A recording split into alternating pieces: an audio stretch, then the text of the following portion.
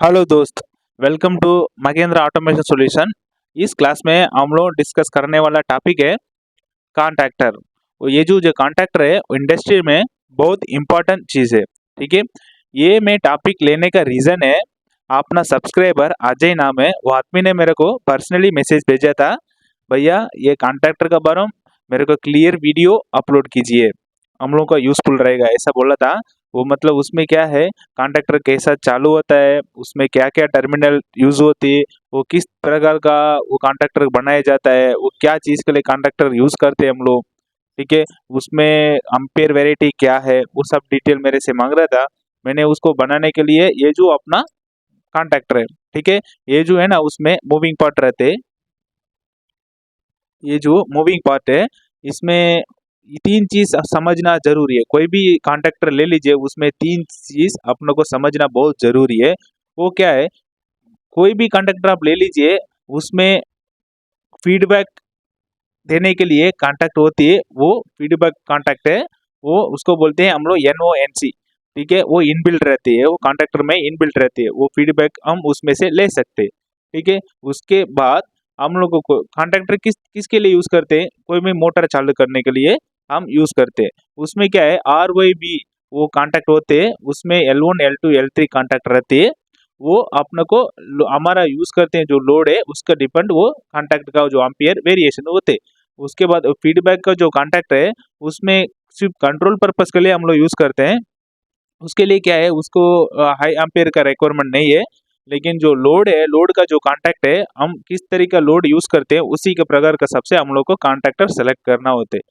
ठीक है, उसमें क्या है देखिए, L1 L2 L3 ये जो मोटर का कॉन्टैक्ट है, ठीक है, जो मोटर का जो सप्लाई जाता है ना RYB उसका कॉन्टैक्ट है।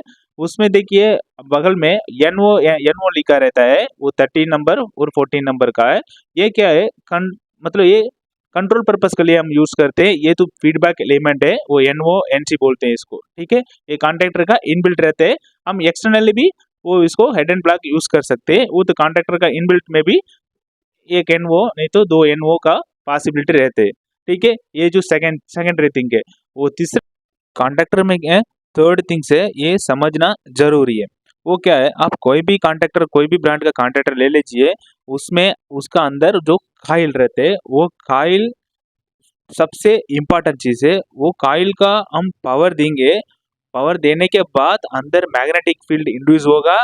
वो मैग्नेटिक फील्ड का वजह से मूविंग पार्ट को वो खींचेगा, खींचने के बाद अंदर कॉन्टैक्ट क्लोज होते हैं। मैं जो कॉन्ट्रैक्टर यूज किया है वो 230 वोल्टेज का कॉइल पावर सप्लाई। ठीक है, तब मैं उसको 230 वोल्टेज दूंगा, तभी वो मैग्नेटिक फील्ड का वजह से जो मूविंग पार्ट को वो खींचेगा, तब जाके मेरा कॉन्टैक्ट सब क्लोज होगा, तब पावर आउटपुट में निकलेगा।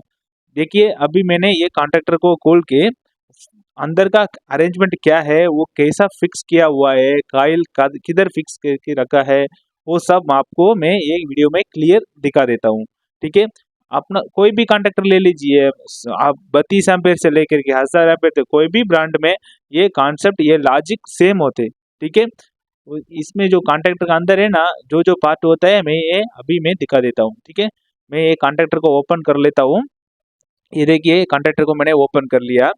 उसमें देखिए इसका अंदर जो स्प्रिंग अरेंजमेंट रहते हैं, ये किसके लिए देते हैं, ये अंदर जो मूविंग पार्ट है ना, उसका जो मूविंग पार्ट का और फिक्स पार्ट का बीच में जो मूवमेंट है ना फ्लेक्सिबल होगा, वो रिटर्निंग पोजिशन है ना वो बराबर रहेगा। अगर ये नहीं है, अपना कॉन्टैक्ट बराबर ओपन नहीं होगा।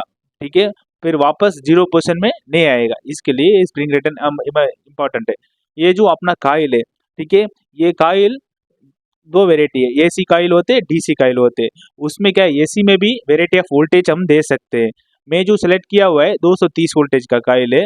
ठीक है, तभी वो 230 वोल्टेज इसमें देंगे, तभी इसका इन बिटवीन में जो गैप में वो मैग्नेटिक फील्ड इंड्यूस होगा। ये जो कॉइल है अपना, जो पीछे जो बैक पार्ट है ना वो फिक्स पार्ट है, उसका इन बिटवीन में उसका जो बीच में फिक्स किया जाता है। ठीक है, उसको जो बीच में जो उसका आगे वो जो गैप में है ना, जो मूविंग पार्ट का जो पार्ट है वो फिक्स किया हुआ है। ठीक है, ये दोनों का जो मूविंग पार्ट और फिक्स पार्ट का बीच में ये कॉइल फिक्स किया हुआ है। ठीक है, तभी मैं ये कॉइल का पावर देंगे, तभी ये कॉइल में मैग्नेटिक इंड्यूस होगा। ठीक है, मैं एग्जांपल आपको दिखा देता हूँ। ये जो सेम कॉइल है, ये जो मैं लिया हुआ है वो कॉइल है 24 वोल्टेज AC कॉइल है। ठीक है, ये तो अलग है 220 वोल्टेज का। मैं तो एग्जाम्पल आपको दिखाने के लिए 24 वोल्टेज का कॉइल लिया हूँ। हाँ मतलब 24 वोल्टेज एसी कॉइल आता है, 415 वोल्टेज आता है, 220 वोल्टेज आता है, उसके बाद 110 वोल्टेज का आता है, DC 24 कॉइल आता है। वो वेराइटी ऑफ कॉइल है। हम हमारा एप्लीकेशन के हिसाब से, जो भी हमारा सर्किट के हिसाब से हम यूज कर सकता है। मैं तो अभी जो लिया वो 24 वोल्टेज एसी कॉइल है, मैं इसको 24 वोल्टेज एसी पावर दूंगा। देखिए अभी सर्किट को मैं पावर नहीं दिया, ठीक है, उधर कोई भी मैग्नेटिक फील्ड इंड्यूस नहीं हुआ। आप लोग जानते हैं मैग्नेट है ना, जो मैग्नेट है ना मेटल पीस को अट्रैक्ट करता है। देखिए अभी इसमें कोई भी मैग्नेट पावर नहीं है। अभी मेरा टेस्टर है वो उसमें चिपकता नहीं है, ठीक है। तभी मैं पावर दूंगा उसमें मैग्नेटिक फील्ड इंड्यूस होगा, तभी ये टेस्टर है ना उसमें पकड़ेगा, तभी आपको दिखाने के लिए चिपक जाएगा, ठीक है। अभी मैं उसको दिखाने के लिए मैं इसको पावर देता हूँ, 24 वोल्टेज एसी पावर देता हूँ, ठीक है। अभी मैंने इस सर्किट को, इस कॉइल को मैंने पावर दे दिया। अभी देखिए टेस्टर पकड़ लिया, ठीक है, मतलब ये चिपक गया, मतलब मैग्नेटिक फील्ड इंड्यूस हो गया, ठीक है। ये जो मैग्नेटिक फील्ड का वजह से अंदर जो मूविंग पार्ट को वो खींचता है, ठीक है। फिक्स पार्ट और मूविंग पार्ट को अट्रैक्ट करने का कोशिश करता है, तभी वो कॉन्टैक्ट क्लोज होते हैं। अभी देखिए इसको पावर में काटता हूँ, तुरंत टेस्टर नीचे गिर जाएगा, क्योंकि मैग्नेटिक फील्ड तुरंत कट जाती, तभी वो, ये समझने के लिए मैंने किया हूँ। मतलब ये जो कॉन्सेप्ट है कॉन्टैक्टर का अंदर हो रहे, इस कारण का वजह से देखिए ये फिक्स किया हुआ, किधर फिक्स किया रहता है, मूविंग पार्ट है।